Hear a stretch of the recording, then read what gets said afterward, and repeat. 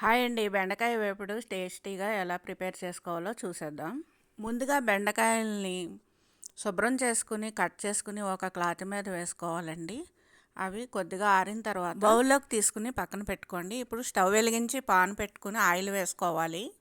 ఈ విధంగా ఫ్రై చేసుకున్నట్లయితే మీకు జిగురుగా ఉండదండి. చాలా టేస్టీగా ఉంటుంది. మనకి రైస్లోకి, చపాతీలోకి కూడా చాలా బాగుంటుంది. చూడండి, ఈ విధంగా వేయించుకున్న తర్వాత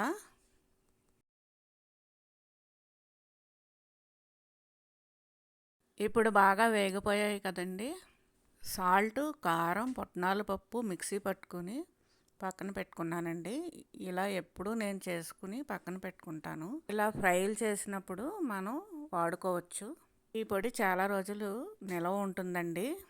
నేనైతే 2 స్పూన్లు వేసుకున్నాను. మీకు ఇంకా కావాలనుకుంటే ఇంకో స్పూను ఎక్స్ట్రాగా వేసుకోవచ్చు.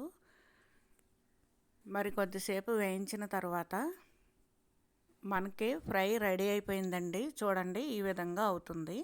చూశారు కదా. ఈ వీడియో మీకు నచ్చినట్లయితే లైక్ చేయండి, షేర్ చేయండి. మా లలిత ఎంబ్రాయిడరీ డిజైన్ ఛానల్ని సబ్స్క్రైబ్ చేసుకోండి.